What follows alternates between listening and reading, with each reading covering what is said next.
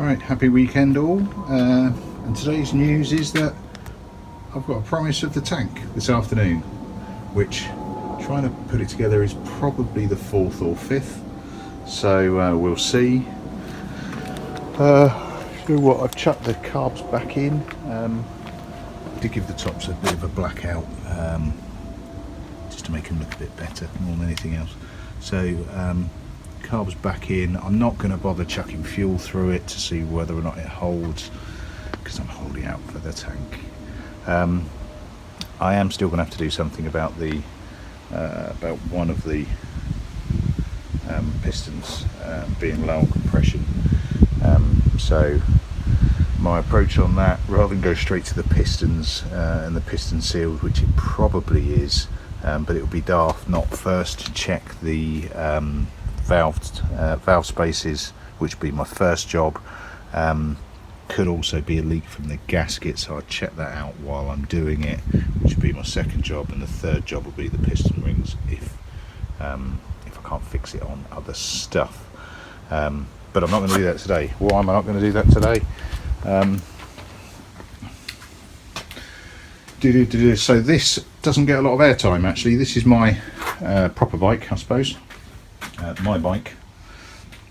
So this is a 1998 Diversion 900 shaft drive. It gets a really bad billing on just about everything. Oh, it's big, it's heavy, it's slow. It is big, it is chuffing heavy, so I struggle getting it onto its centre stand. But it's really high, and I'm just over 6'3". I've got very long legs. It's the most comfortable bike in the world. It's very forgiving. It's also got more than enough oomph to get you out of the poo when you need it, which is great. I love this bike. Through various other bikes that I've played with, etc., I always come back to it. It's just an amazing bike, and it is so reliable. I've had it for 2 years. The only thing that's ever gone wrong with it's been a battery. It's just brilliant. People buy them as winter hacks and end up using them all year round. It's great. I absolutely love it. However, I've had fork seal concerns where I've used my little flat bit of bottle, milk bottle, and just dug it down and cleaned around the pistons. However, this is pissing out of one of those pistons, out of one of those seals, and it is really wet. So the seals are gone. No great shakes, but no great shakes. It then makes it dangerous because you've got lost it on one side. Now I can't remember whether it was the right hand side or the left hand side that I had the issue with before.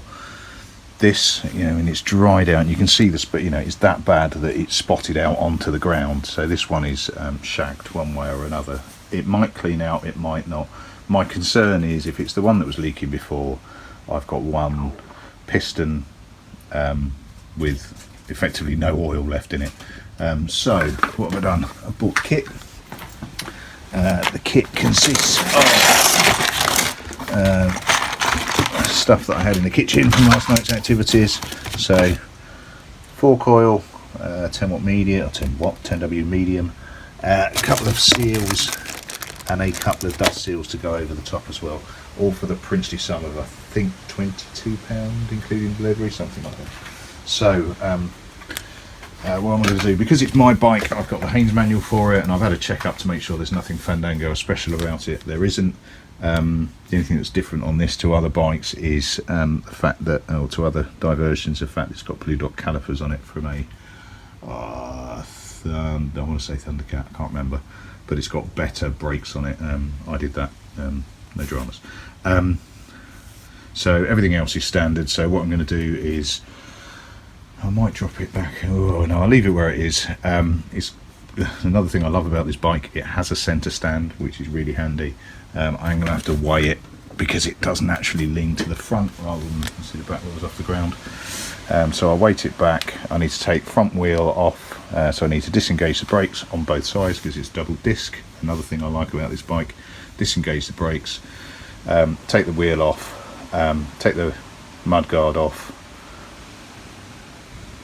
Then once I've done that, there is the dampener screw underneath that goes through and in, that's attached to a free floating bit of kit on the inside of the brake. I want to see if I can crack that first while it's still loaded and under pressure, then crack the top while it's still viced up in the top and the bottom yoke, then drop it out the yoke and see if I can carry on. For those with older bikes with fairings, everyone takes them off. I'd like to take them off at some point, I really would. However, I've got one fork. Which one is it?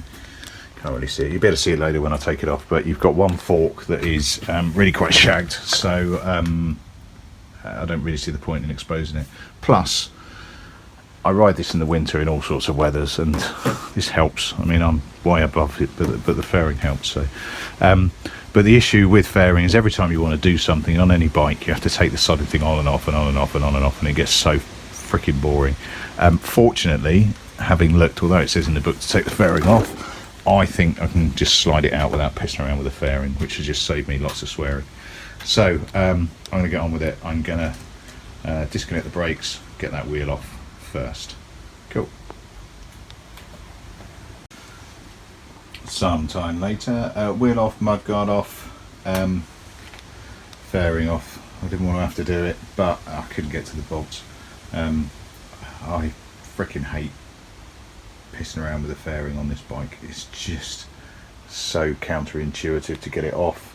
You always end up, there's so many like where are they, like rubber nuts that you push through. You can't put them through, you end up breaking them. I have got some spares, so I should be okay, but it's just a ball's ache. You can see why so many people go naked on these, and I'm adamant that I will at some point. Probably not now. Yeah, the other bit is the balance of the bike. It's front heavy, weirdly enough, because it's got a 900cc whopping great engine at the front. So I've jacked it up. I couldn't get to any anchor points that weren't downpipes, so there's just a block of wood against the strut, the main strut across there. It's more secure than it looks, frankly, but it's on its centre stand. It's just got all its weight is in its nose end. Right, I have loosened, but I will continue to loosen. Let me see if I can. Oop. I haven't got my big funky stand. That's in the kitchen at the moment. Let me see. Oh, that's not too bad. Oh, it's not too bad either. Right, let me see what I can do about getting these forks out. So they're nice and loosened. I have tried the bottom bolt, not with a great deal of success, it has to be said, so I think it's going to be one of those R-sake ones. I want to loosen it off there.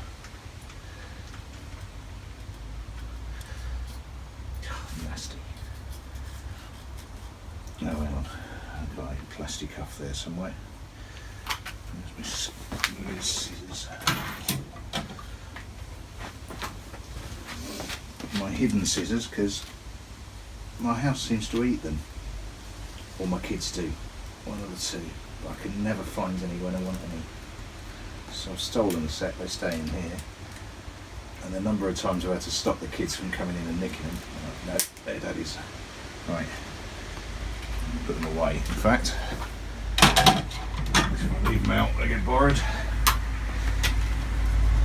So I'm just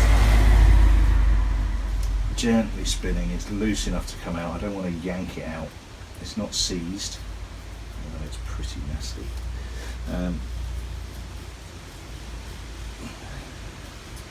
Yes, not seized. Oh, excuse me.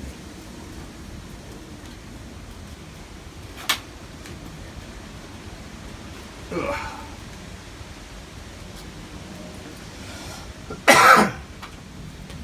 Drink. I've tried dropping hints about a cup of tea, but they've not landed. Oh, come on, there we go. Right, so that is the culprit. That's the dodgiest one.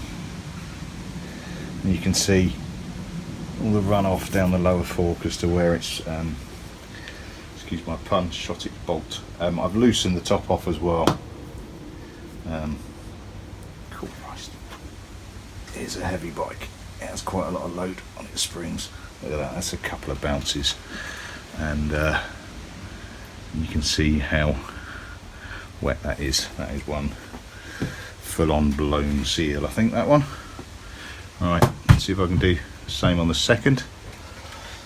This one might be trickier because there's a shed load of tarnish at the top, so I'm going to completely undo the bottom yoke and just hang the bolt out for now. It's nice and loose up the top. This might be a bit shitty to get out. I need to sort out some of the wiring in here as well while I've got the front out. Just checking how much. Right, so I've got about 5mm protrusion, that's the word, out the top. Just for when I put it back in. I don't know if that's right, but it's always felt good. And more than anything, it's what I've got used to over the last couple of years riding this thing.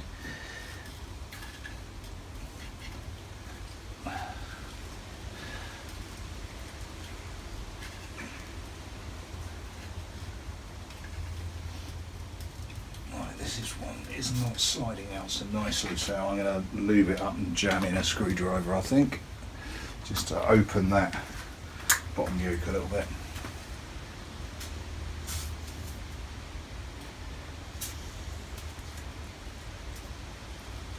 Christ, this I might check out for some new forks because these ones are pretty shagged, flatted.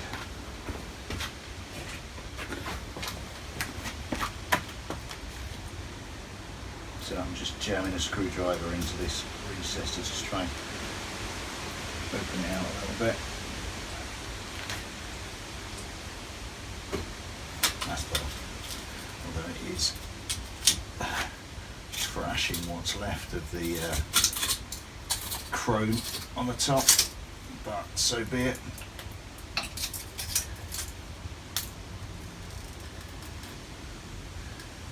It's all at the clamp end anyway.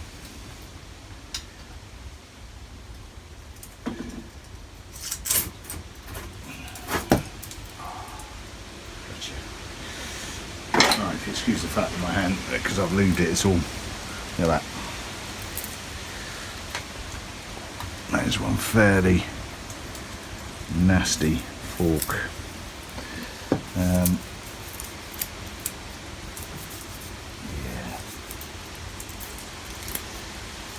I think that's fucked. Now, is it worthwhile me putting it's going to be really hard to get a fresh fork seal over it. I don't know whether or not it's worthwhile even doing with that top edge. I mean, the travel surface is fine. It can't catch any of that. This one's blown as well. That's really wet. Can't catch any of that, so it's going to be fine to keep using. And like I say, this is, you know, my old runaround. But what I might do is have a quick look to see if there's any forks going cheap on eBay before I mess around too much for them seals, because that is pretty rotten. So I'll give you a closer look. Yeah, so the travel surface doesn't go any higher than that anyway, which is the first bobble, so I'm not concerned over serviceability. It's if it catches any higher around the clamps. Yeah, there's no, it's not dangerous or anything, it just looks shite. And like I say, that's the bit that's been kind of precluding me from wanting to do a naked conversion on it, change the clocks and co.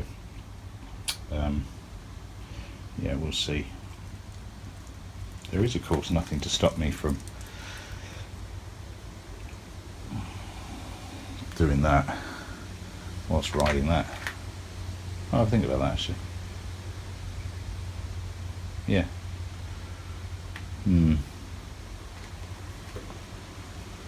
I don't really want to be running two, well, I often don't want to be running two projects at once. I'm always running two projects at once. I Could look at a very quick naked conversion on. No, don't do it. Stop being a pillock. Let's check to see whether or not there are any forks kicking around. Failing that, I'm going to fix this one. Cool. Happy.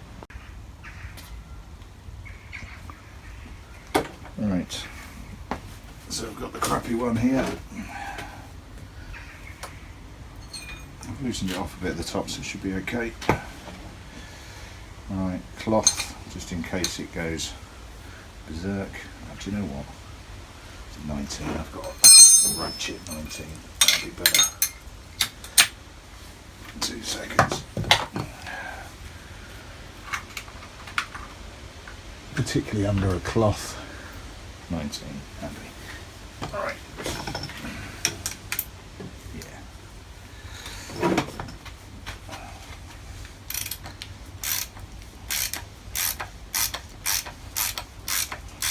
So, what? I do have the previous one as a guide to how far this comes out, but I really don't want it pinging around my garage. I really don't want it twatting me in the head. Oh, there we go. Pop, pop.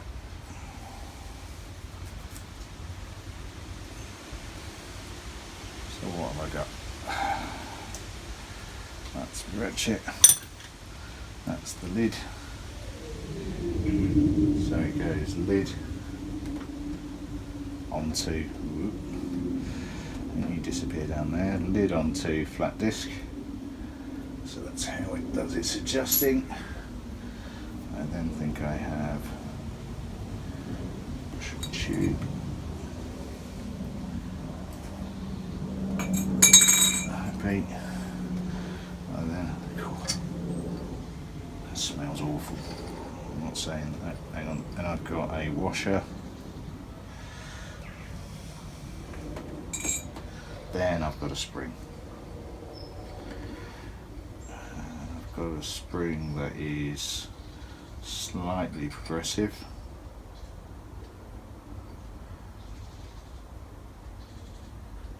I'm not saying it's got modern views, but as in it's tightly coiled at the top end, slightly looser coiled at the bottom end. Cool. Remember that, Matt, when you put it back together. And then I have some messiness in there. Right. Get it come outside.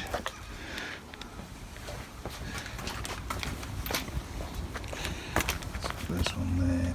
I can't see a thing. Yeah, that's pretty hideous. It's a new waste pot. Right, I'm gonna let those drain out a little bit. I'm starving anyway, so I might get something to eat. Right, so I'm gonna prop those to leave them draining somewhere nice and safe. I do need to get rid of this cast off because that's old oil from the Senki in there as well. I'll bottle those up and I'll take them down next weekend. Cool. Okay, so in the interest of full disclosure, I've given up. Certainly for now.